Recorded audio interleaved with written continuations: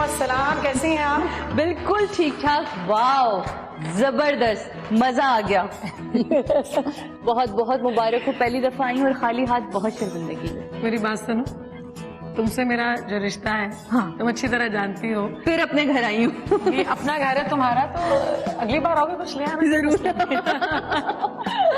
जमीन से ही जुड़ी हुई है, जमीन और आखिर में आप जाते ही जमीन में हैं। मुझे अपनी औकात जो है वो बहुत अच्छी तरह से याद है। मैं हर चीज को बहुत करीब से देखती हूँ, महसूस करती हूँ। और मेरी जिंदगी में एक बहुत बड़ा चेंज तब आया, आज से 4-1 साल पहले मैंने एक सीरियल किया फंसी बारी का लिखा हुआ, मोहब्बत जाए भाड़ में। तो वो कब्रिस्तान में उसकी शूट की हमने, मोहब्बत जाए भाड़ की 3 दिन। और वो दिखाया कि वो लड़की जो है अपनी मोहब्बत जो है वो कब्र में जाके दफना देती है।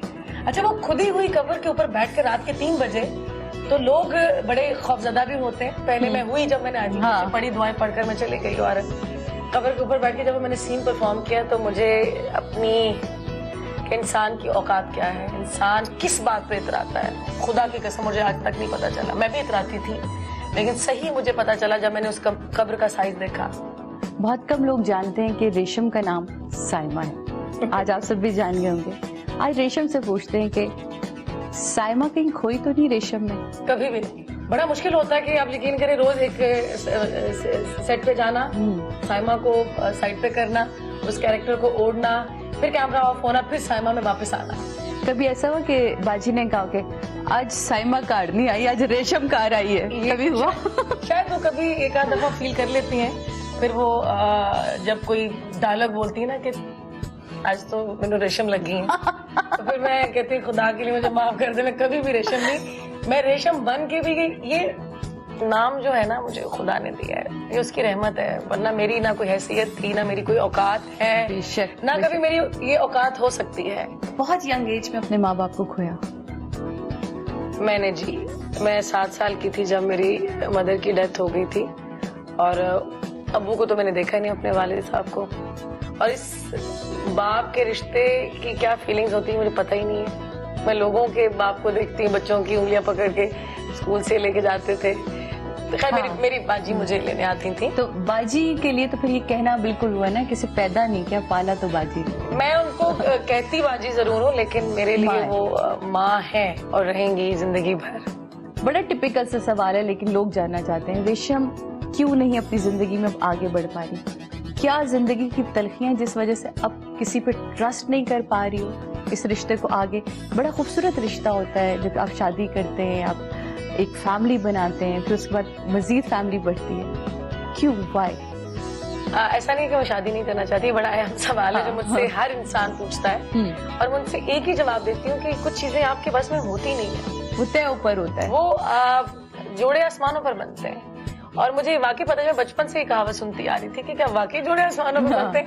नहीं, मेरा तो बीच में सादिक है कि जोड़े आसमानों पे बनते, क्योंकि मेरी शादी इसी तरह झटपट हुई थी। क्योंकि जिस वक्त कोई अच्छा इंसान मिला, इंसान का बच्चा, मैं हमेशा लोग हंसते हैं मेरे इस बात पे कि मैं इंसान के बच्चे के साथ शादी करना चाहती हूँ, वो जो कि बहुत कम है, बहुत रेयर है कि मिल जाए।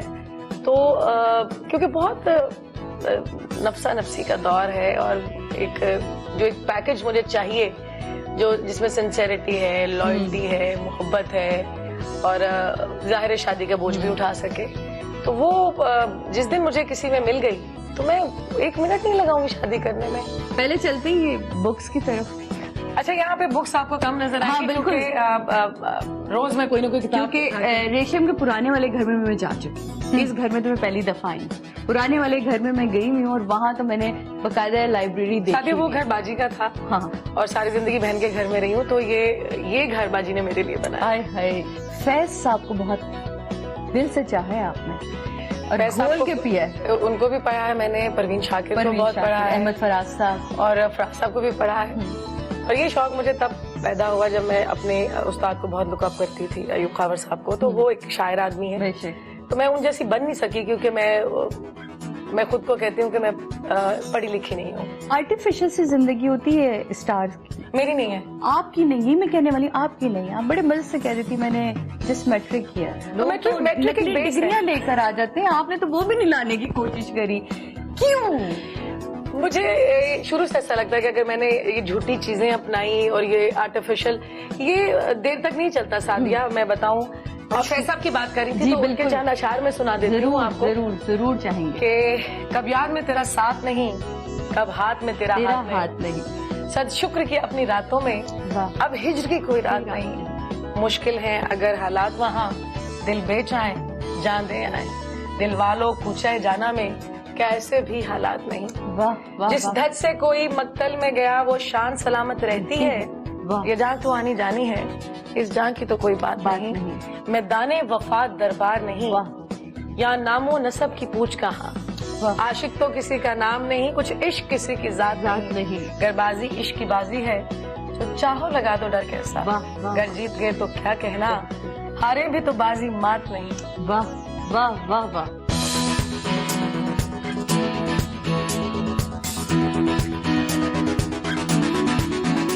काले रंग से तो खास मोहब्बत है ना? बेहद। तो इस बेसमेंट का नाम हम क्या दें? ये खास नाम दिया इसको।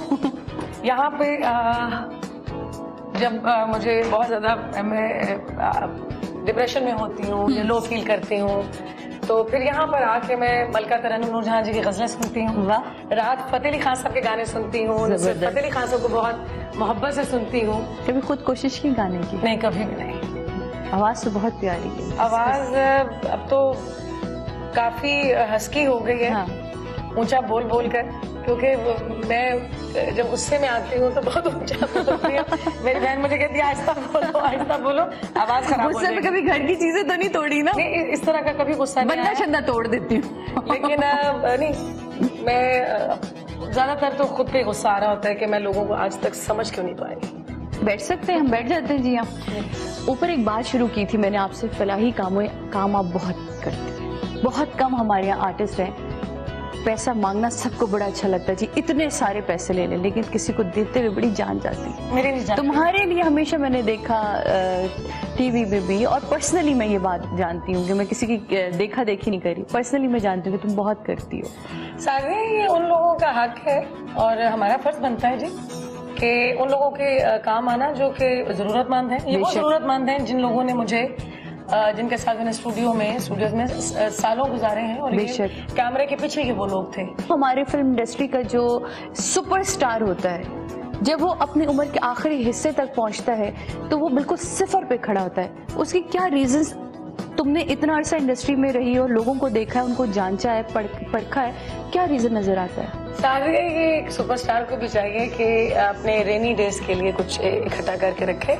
सब पे बड़ा अरूज आता है, उसको लोग एंजॉय करते हैं, लेकिन अरूज को संभालना बड़ा मुश्किल होता है। अगर हम अपने जब हमसाए की बात करते हैं तो मुझे हमेशा ऐसा लगता है कि जब हम उनसे और दूसरी चीजें सीखते हैं तो ये भी सीखना चाहिए कि वो अपने पुराने आर्टिस्टों को किस तरह लेके चलते हैं, अपने सीनियर्स को किस तरह रिस्पेक्ट देते हैं। वो कहीं ना कहीं उनके फिल्मों में आज भी गोविंदा आपको दोबारा से नजर आता है, आज भी शर्मिला टैगोर दोबारा से नजर आती है, पुराने जितने भी उनके लोग थे वो सब उनकी फिल्म में एज बैरियर नहीं है। हाँ, हमारे यहाँ है। हमारे यहाँ है कि अच्छा ये अब इस एज का हो गया तो ये सिर्फ माँ का रोल ही कर सकती है, ये सिर्फ बाप का रोल ही कर सकता है। फिल्म से किनारा कशी कर ली क्यों? तो इसलिए सादिया के काम बहुत बुरा हो रहा था और मेरे मिजाज का काम हो रहा था। है नहीं है। हाँ। और मतलब बिल्कुल हम आमने सामने रहते हैं, बिल्कुल मेरे सामने वाली खिड़की में है।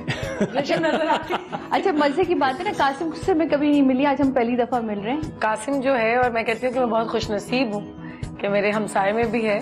और हमेशा दोस्त भाई, मुझे जब भी कोई मुझे कोई चीज शेयर करनी होती है, डिस्कस करनी होती है, तो मैं पहला फोन कासिम को करती हूँ। मैं ये कहूँगा कि एक कंप्लीट एक्ट्रेस है।